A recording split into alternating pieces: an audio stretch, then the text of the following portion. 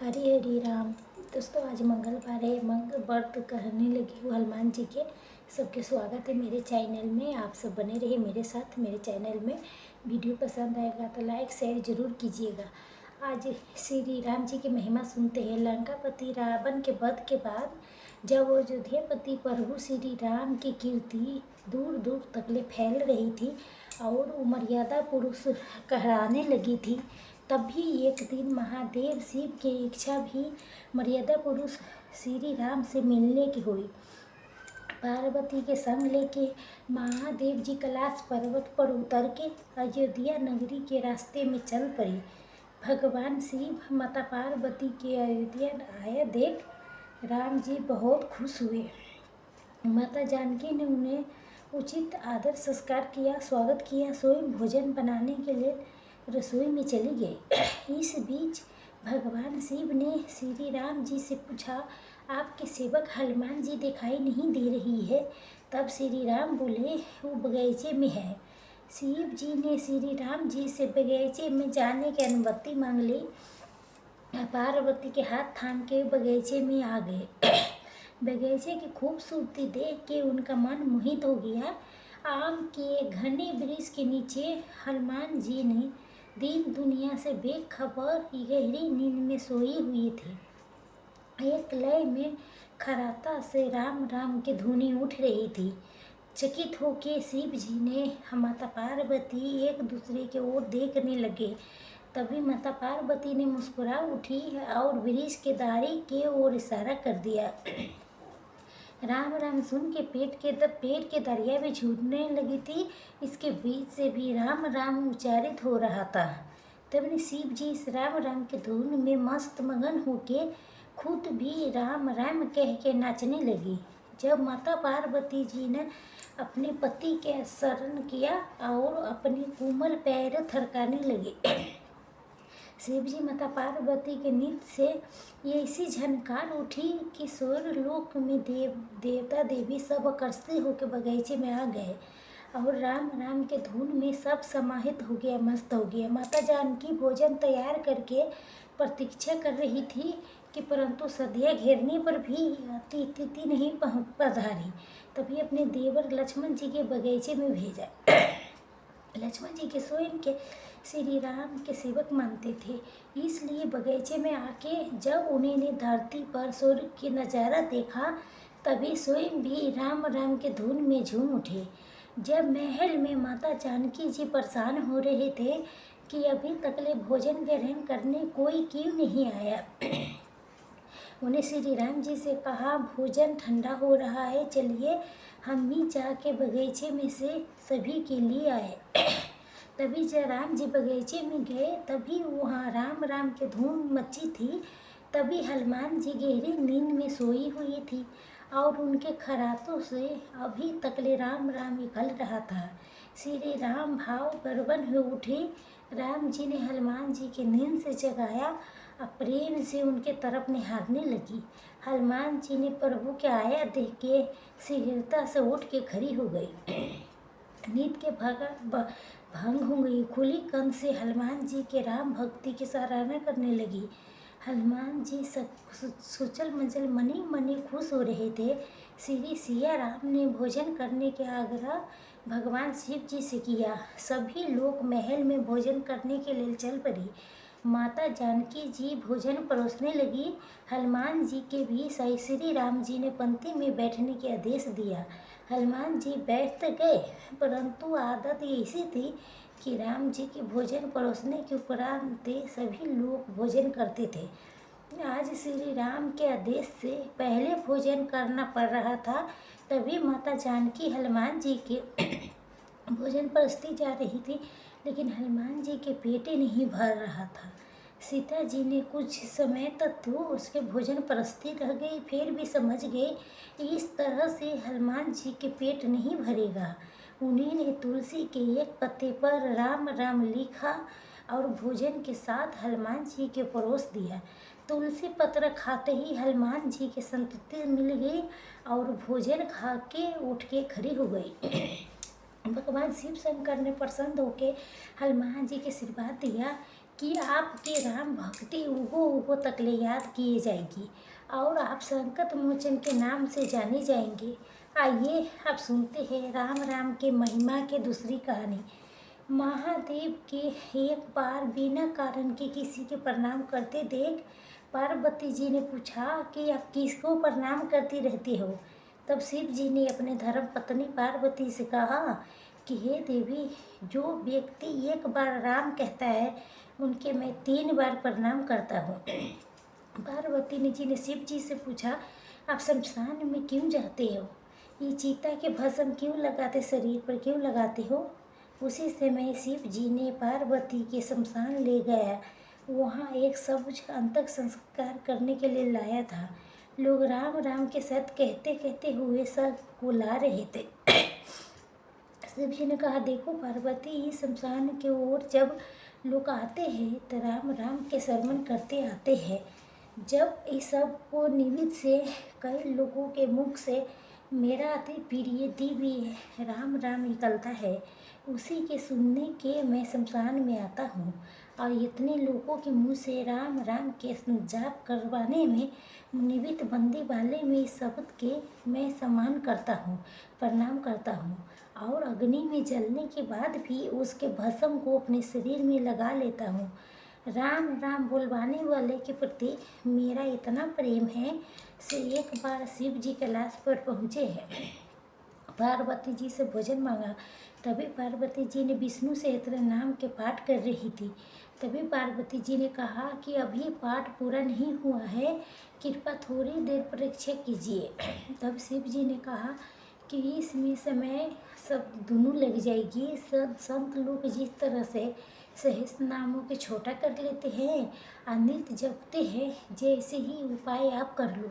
तो पार्वती जी ने पूछा, उस उपाय कैसे करते हैं, मैं सुनना चाहती हूँ। तो शिव जी ने बताया कि केवल एक बार राम कह लो तो पूरे भगवान के 1000 नाम के फल मिल जाएगी। एक राम राम 1000 दिव्य नामों के समान है। तो पार्वती जी ने वैसा ही किया।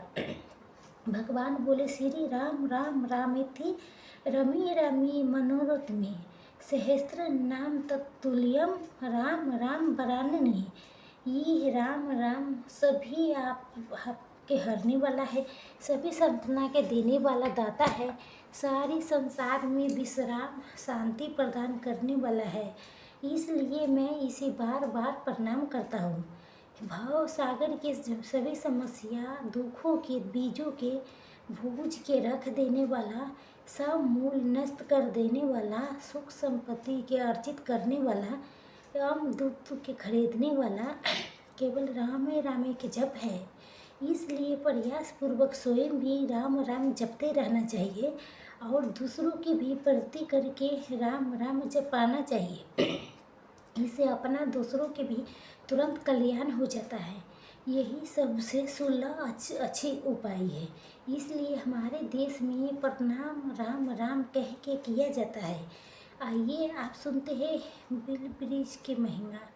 एक बार नारद जी ने भोलेनाथ की स्तुति करके पूछा, हे प्रभु, आपके प्रसन्न करने के लिए सबसे उत्तम सर्वोत्तम साधन क्या है? हे त्रिलोकी, आप तक निवास निष्काम है, अब सहज प्रसन्न हो जाते हैं। फिर भी मेरे जानने की इच्छा है। काल सदा जय जय वीर अपार।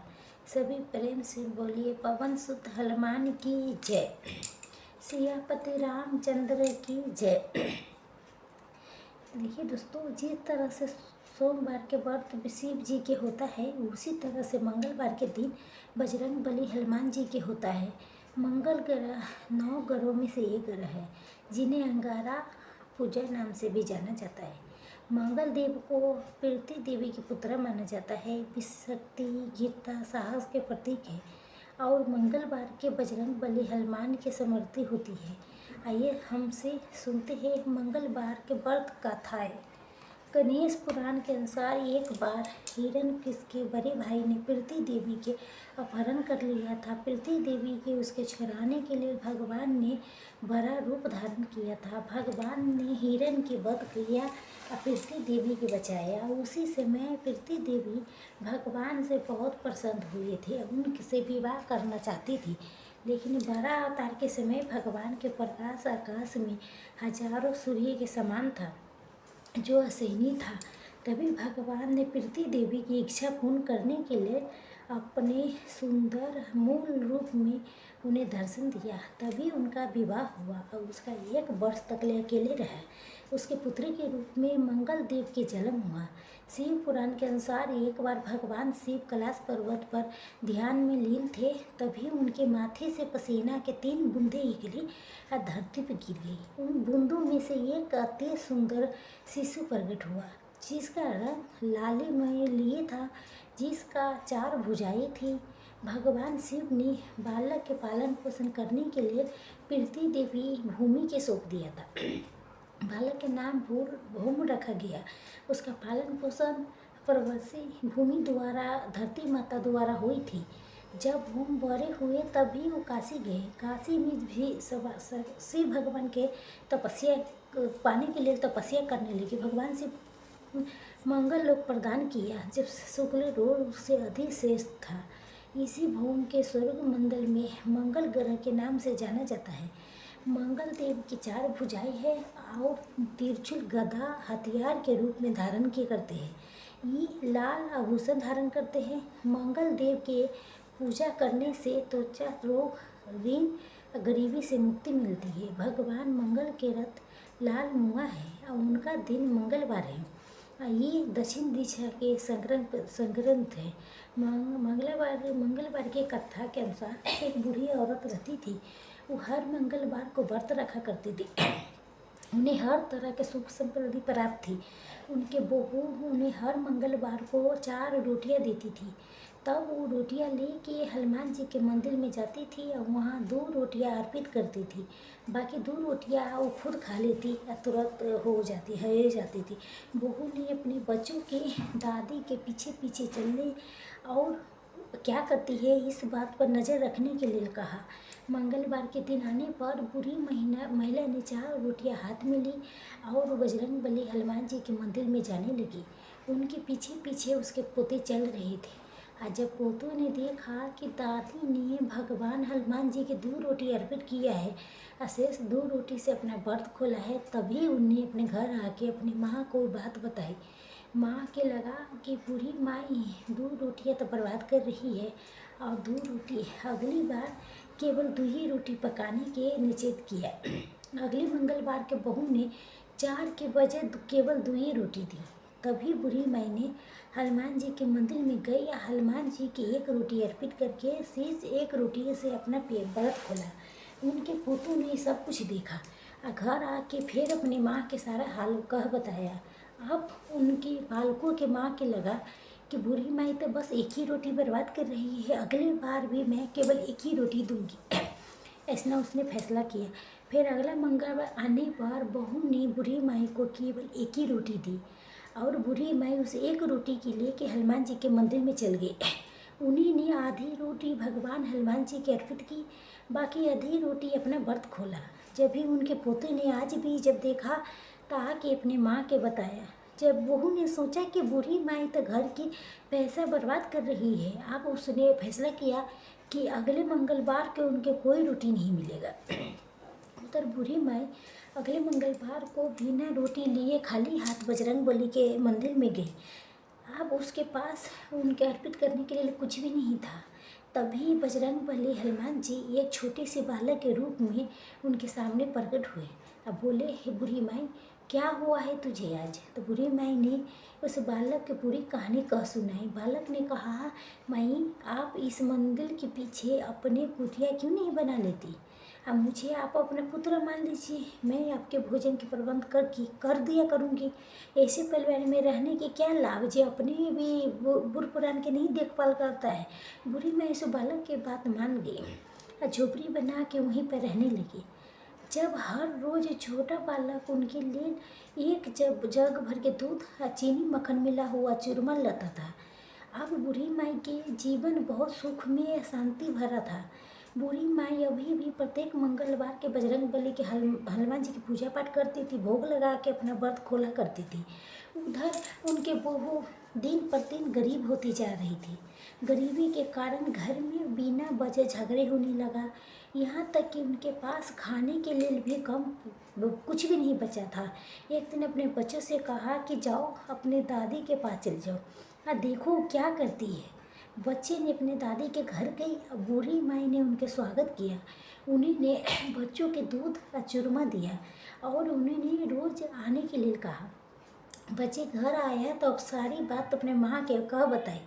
माँ ये जान के हैरान रह गई कि बूढ़ी माई कमज़ोर होने के बजाय बिल्कुल स्वस्थ है। आप बहू के अपनी गलती के एहसास हुआ, बहुत पछतावा हुआ। तब उसने अपने पति से उन्हें आपस लाने के लिए कहा, लेकिन उसके पति ने कहा, मैं क्यों जाऊँ लाने, मेरा कष्टों के लिए तुम जिम्मेदार हो। तुम रोज़ परिवार में झगड़े करवाती हो। तुमने उसके घर छोड़ने पर विवश किया था। तुम तो थोड़ा ही से भोजन के लिए उनसे ईर्ष्या करती थी।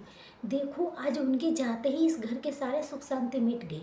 तुम्हें बौरों उसका नेक कार्य की कोई आदर नहीं है। तब ऐसे बहू बोली, चलो हम सब उसके पास चलती हूँ, हम उसके मना लेंगे वो वापस आ जाए। जब सभी परिवार उसका पति मान गया, सब परिवार बुढ़िया के पास गई। वहाँ जाके देखा एक छोटा बालक बूढ़ी माई के पास बैठ के उसे भोजन परोस रहा था। तभी बूढ़ी माई के बहू अपने सास के चरणों में गिर पड़ी और अपने गलती के लिए क्षमार्चना मांगने लगी। तभी बूढ़ी माई ने उस बालक से कहा, क्या मैं उसके साथ जाऊँ जी, उन्हें अपनी गलती का एहसास हो गया है। बालक ने कहा, हाँ माँ जी आप जा सकती है, अगर आपके कोई परेशानी हो तो फिर आपस आ जाइएगा। अब बूढ़ी माई अपने परिवार के पास आपस लौट गई। अभी बूढ़ी माई प्रत्येक मंगलवार के व्रत रखती थी। अब उनके बहू कभी भी हनुमान जी के अपने भोजन के आधा भाग अर्पित करने पर कोई भी आपत्ति नहीं जगाई। उनके घर में फिर से सुख शांति घर में लौट आई या फिर सभी खुश सुख में जीवन बिताने लगी। फिर एक ब्राह्मण दंपति थे, संतान सुख प्राप्त नहीं था, इस कारण वो बहुत दुखी रहा करते थे। ब्राह्मण पुत्र के प्राप्ति के लिए हनुमान जी की पूजा पाठ करने के लिए एक बार वन के चली गई। वहाँ भक्ति भाव से हनुमान जी की पूजा पाठ करने लगी। घर पर उनके पत्नी भी पुत्र प्राप्ति के लिए पूजा करने लगा। हर एक मंगलवार के व्रत करती थी। व्रत के अंत में भोजन बना के हनुमान जी के भोग लगाने के बाद ही खुद भोजन करती थी। एक बार किसी कारण से ब्राह्मणी भोजन बना के हनुमान जी के भोग नहीं लगा पाई। उसी के अपने मन में प्रण किया कि अगले मंगलवार को हनुमान जी के भोग लगाने के बाद मैं भोजन करूंगी। इस तरह 6 दिन भूखे रहने के कारण मंगलवार के दिन वो मूर्छित होकर गिर गई। जब हनुमान जी ब्राह्मणी के भक्ति लगन अनिष्ठा देख के प्रसन्न हो गई और उन्होंने प्रकट होके कहा, ये दर्शन दिया तो मैं तुमसे बहुत प्रसन्न हूँ। तुम्हें एक सुंदर बालक देता हूँ, तुम्हारे बहुत सेवा करेगा। तभी हनुमान जी ने ब्राह्मणी के बाल रूप में दर्शन दिए, अंतर ध्यान हो गई। तभी सुंदर बालक के पाके ब्राह्मणी बहुत प्रसन्न हुए। उन्होंने बहुत प्रेम से बालक के नाम मंगल रखा। कुछ समय बाद जब ब्राह्मण वन से वापस आई तो बालक के देख के पत्नी से पूछा कि बालक कौन है। पत्नी बोली कि मंगलवार के व्रत से प्रसन्न होकर हनुमान जी ने मुझे दर्शन देके मुझे ये बालक दिया है। लेकिन ब्राह्मण देवता के पत्नी के बात पर विश्वास नहीं हुआ। उन्होंने सोचा कि उनके पत्नी उनसे झूठ बोल रही है और अपना पाप छुपाना चाहती है। एक दिन ब्राह्मण जब पूरे कुएं पर पानी भरने जा रही थी, ब्राह्मणी ने मंगल के साथ ले जाने के कहा, लेकिन ब्राह्मण देवता मंगल के साथ ले गए। लेकिन मंगल को साथ न जाए समझते हुए धकेल के कुएं में गिरा दिया। पानी लेके घर आ गया। घर आने पर ब्राह्मणी ने पूछा कि मंगल कहाँ है, तो ब्राह्मण देवता कुछ बोलते इससे पहले मंगल मुस्कुराते हुए घर में आ गया। ये देख के ब्राह्मण के बहुत आश्चर्य में पड़ गई कि सोचने लगा, ये इसके बालक तो मैंने कुएं में धकेल दी थी, बाहर कैसे आया। रात को सपने में उसके हनुमान जी के देखा और फिर कहा कि ये बालक मैंने दिया हूँ, तुम्हारा पत्नी पर शक करना उचित नहीं है, वो तो पतिव्रता स्त्री है। ब्राह्मण ये सच जान के बहुत प्रसन्न हो के शर्मिंदा भी हो गए। इसके कारण बाद भी ब्राह्मण दंपति ने हर मंगलवार को निष्ठा के साथ भक्ति के साथ व्रत करने लगा और आनंद पूर्वक अपना जीवन बिताने लगी। इस प्रकार जो भी व्यक्ति मंगलवार के व्रत करता है और मंगलवार के व्रत की कथा पढ़ता है, सुनता है, तो दूसरों के सुनाता है, तो हनुमान जी की कृपा से उन्हें सभी प्रकार के सुख प्राप्ति होती है। श्री नीलक मंगल स्तोत्र पाठ मंगल देव के समृद्ध है। इस स्तोत्र के पाठ से कर्ज से मुक्ति मिलती है, आर्थिक समस्या दूर होती है। इस स्तोत्र में मंगल देव के सभी 21 नामों के वर्णन मिलता है। मंगल देव के संबंध हनुमान जी से है। हनुमान जी के सभी प्रकार के समस्या से छुटकारा दिलाने वाले देवता मानी जाती है। ऋण मोचक मंगल स्तोत्र के पाठ जो भी मनुष्य करता है उस पर मंगल भगवान प्रसन्न होकर उसके धन धानी प्रदान करती है। मनुष्य कुबेर भगवान के तरह धन संपत्ति के स्वामी बन जाती है। मनुष्य हमेशा उबर रहता है, उसके रोग कर्ज से मुक्ति मिलता है। तब दोस्तों आप सुनिए ऋण मोचक मंगल स्तोत्र के पाठ हिंदी में। हे मंगल देव, शास्त्रों में आपके जो नाम बताया गया है उनमें पहला नाम मंगल है, दूसरा नाम भूमिपुत्र जिनका जन्म पृथ्वी से हुआ, तीसरा ऋण हरता कर्ज से मुक्ति दिलाता, चौथा धन धन धन को देने वाले, पांचवा स्टार आस्तीन जो भी अपने आसन पर अधिक रहते हैं, छठा महाकाया जो बहुत बड़े शरीर वाले हैं, सातवां नाम सर्प कमल सर कार्य में आने वाले सभी बाधाओं के दूर करने वाले हैं।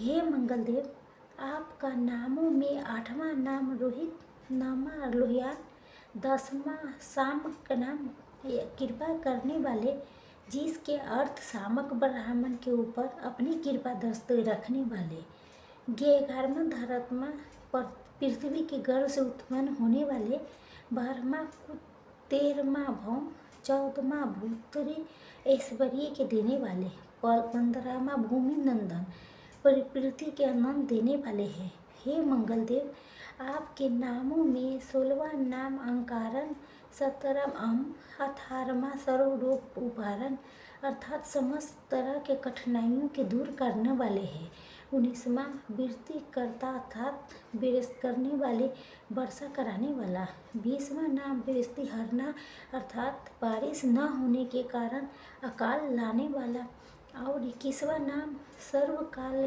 प्रदान अर्थात समूल काम में कामना के फल देने वाले। हे मंगल देव, जो मनुष्य आपका 21 नाम को जाप करता है, सच्ची मन विश्वास के साथ करता है, उस मनुष्यों के ऊपर कभी ऋण कर्ज नहीं होता है और अर्थात धन की प्राप्ति करता है। हे मंगल देव, आपके उत्पत्ति पृथ्वी के गर्भ से हुई है। आपके आभा आकाश में करकराने वाले धमनी अर्थात आकाश में चमकने वाले बिजली के समान है। सभी तरह के शक्ति के धारण करने वाले कुमार मंगल देव को मैं प्रणाम करती हूँ। 10 मंत्र हो गए। मंगल देव, आपके मंगल स्तोत्र के पाठ मनुष्य के हमेशा अपने मन में किसी तरह के विकार के दूर करके अपनी पूर्ण श्रद्धा आस्था के साथ करना चाहिए। जो भी मनुष्य इस मंगल स्तोत्र के पाठ करता है, दूसरों के सुनाता है, उसके सभी कष्ट दूर हो जाती है। हे अंगारक अर्थात अग्नि के ज्वाला से जलने वाले महाभाग पूजनीय ऐश्वर्यशाली भक्तों के प्रति बरसलिया प्रेम रखने वाले, आपको हम प्रणाम करते हैं नतमस्तक होके। आप हमारे ऊपर किसी दूसरे से लिया हुआ उधार के पूर्ण करना कर्ज के हमेशा के लिए दूर कर दीजिए। हे मंगल देव, मेरे ऊपर किसी दूसरे के कोई बकाया हो तो उसके समाप्त कर दीजिए। किसी तरह की ब्याति हो तो उसे भी दूर कीजिए। हे मंगल देव, मेरे गरीबी के दूर करके अकाल मृत्यु के भय के दूर कीजिए। हे मुझे किसी भी तरह के डर कलेश मन में दुख हो तो उसके भी हमेशा के लिए दूर कर दीजिए। हे मंगल देव, आपके संतोष करना बहुत कठिन है। आप तो मुश्किल से प्रसन्न होने वाले भगवान मंगल देव हैं। आप जब किसी पर भी अपना कृपा के बारिश करते हैं तो उसके समस्त प्रकार के सुख शांति प्रदान कर देती है। जब आप किसी पर नाराज़ होते हैं तो उसके साल सत्ता के भी तहस नहस कर डालते हैं। हे महाराज, आप जब भी किसी पर नाराज़ होना तो उनका अपने अनुकरणा से हीन कर देते हैं। आप अप्रसन्न होने पर भी ब्रह्मा जी, इंद्रदेव और श्री विष्णु जी के समाज संपत्ति के नष्ट कर सकते हैं। फिर मेरे जैसे साधारण मनुष्य की तो बातें क्या है। हे प्रभु, आप सबसे शक्तिशाली है, सबसे बड़े राजा है। हे भगवान, मैं आपसे प्रार्थना करती हूँ कि आप मुझे संतान के रूप में पुत्र प्रदान करें। मैं आपके द्वार पर आई हूँ, आप मेरे मन कामना पूर्ण करें। मेरे ऊपर किसी भी तरह से किसी दूसरे से उधार लिया हुआ धन न रहे। मुझे कभी दूसरे के आगे हाथ फैलाना न पड़े। मेरी गरीबी के दूर कीजिए और मेरे सभी तरह के कष्ट कलेशों के नाश कीजिए। जो मेरे शत्रु बन चुके हैं उनके डर से मुझे आप मुक्त कराइए। जो मनुष्य इस 12 श्लोकों वाले ऋण मुंजक मंगल स्तोत्र से मंगल देव की वंदना करता है, वो मनुष्य पर कभी मंगल भगवान प्रसन्न होकर उसके धन धान्य प्रदान करते हैं। वो मनुष्य कुबेर भगवान के तरह धन संपत्ति के स्वामी बन जाता है। वो मनुष्य हमेशा वो रहता है। श्री मंगल सूत्र के पाठ उच्चारण मात्र से वंश के किसी भी तरह के कर्ज से मुक्ति मिल जाती है। अगर कोई मनुष्य अपने जीवन काल में अपने अवस्था शक्ति अपने कामना के पूर्ति के लिए किसी दूसरे मनुष्य से कर्ज लिया होता है और किसी के कारण वस्त कर्ज चुकाने में अक्षम हो जाती है, तभी उसके ऋण पूचक मंगल स्तोत्र के पाठ करनी चाहिए। कर्ज में डूबे हुए मनुष्य इस ऋण मोचक मंगल स्तोत्र के जाप से श्रद्धा विश्वास के साथ करने से नियमित रूप से कर्ज मुक्त मिल जाती है। ऋण मोचक मंगल स्तोत्र पाठ समाप्त हो गई। सभी मिलकर प्रेम से बोलिए मंगल देव की जय।